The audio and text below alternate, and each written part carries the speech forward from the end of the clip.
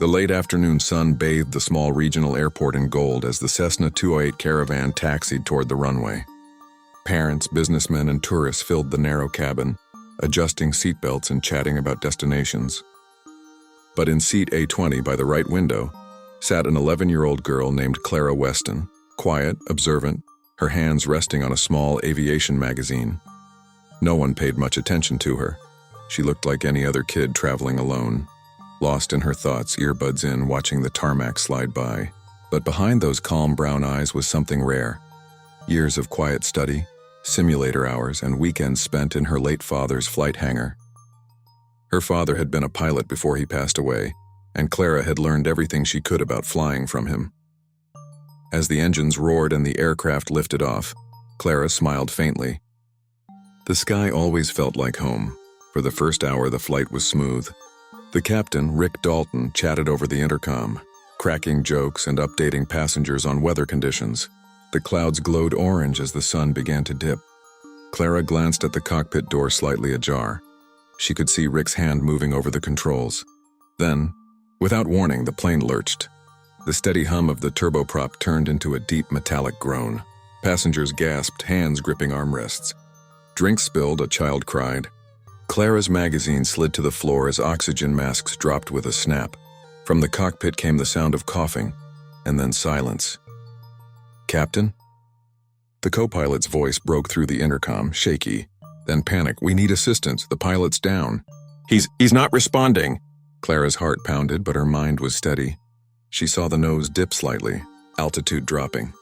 Airspeed inconsistent. A flight attendant stumbled down the aisle, eyes wide. "Is there anyone here who can fly? Anyone?" No one moved, and then Clara stood up. Her small voice cut through the chaos. "I can help." The attendant blinked, thinking she hadn't heard right. "Sweetheart, sit down. It's going to be okay." But Clara was already stepping forward, clutching her backpack. "I can fly. Please, let me into the cockpit." There was something in her tone, calm, certain, that made even the terrified co-pilot hesitate when she arrived at the door. "What's your name?" he asked, breathing hard. "Clara Weston," she said. Looking past him to the lifeless pilot slumped forward. "But you can call me Viper." He blinked. Viper? "My dad's call sign," she said, moving toward the seat. "Now please, buckle up. We're going to level this out." The co-pilot hesitated only a second longer before nodding. Clara slid into the captain's seat, hands steady on the yoke, eyes locked on the instruments. The storm outside was growing. She took a deep breath and whispered, "Okay, Dad. Let's fly." The Cessna pitched again, warning alarms beeping. Clara's small fingers adjusted the trim, her eyes darting between gauges.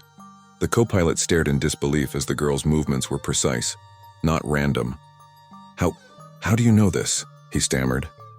"My dad taught me," she said, her voice steady even as lightning flashed through the windshield. "He said planes talk to you if you listen." The altimeter stabilized. The descent slowed. Clara exhaled shakily. "We're not falling anymore," she murmured. Down in the cabin, the terrified passengers felt the aircraft level out. Someone whispered, "Who's flying us?" The flight attendant could barely answer. "A little girl." Clara reached for the radio headset, slipping it on. "Mayday, mayday, this is Cessna N721 Charlie. Pilot incapacitated. I'm 11 years old, but I have flight training. Requesting immediate assistance." For a moment, static filled the air. Then a deep voice crackled through. "Cessna 721 Charlie, this is air traffic control. Copy your situation." "Who am I speaking with?" Clara swallowed. "Call sign." "Viper 9. A brief silence, then another voice joined in. "Viper 9, this is Captain Rayner, F-22 Command. You're doing great. We have jets scrambling to your position." Through the clouds, 2 F-22 Raptors appeared on either side, wings glinting in the sunlight like guardians. "Viper 9, this is Falcon Lead," one pilot said gently. "You're not alone. Just keep your wings level." "We're right here." Clara's breathing slowed. Her focus sharpened. She followed their calm instructions, checking fuel, adjusting heading. The co-pilot whispered, "You're saving us." Outside, rain streaked across the windshield as the ground slowly reappeared beneath the clouds. A small runway in sight. "Viper 9, you're clear to land." "You've got this, kid," came the final radio message.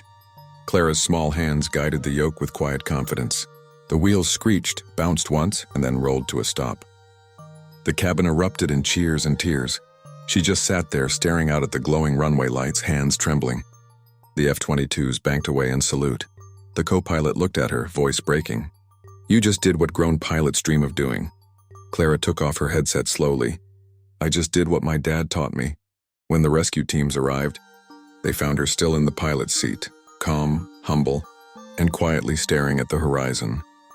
And from that day on, across every aviation channel, pilots would whisper the name Viper 9, the 11-year-old who saved them all.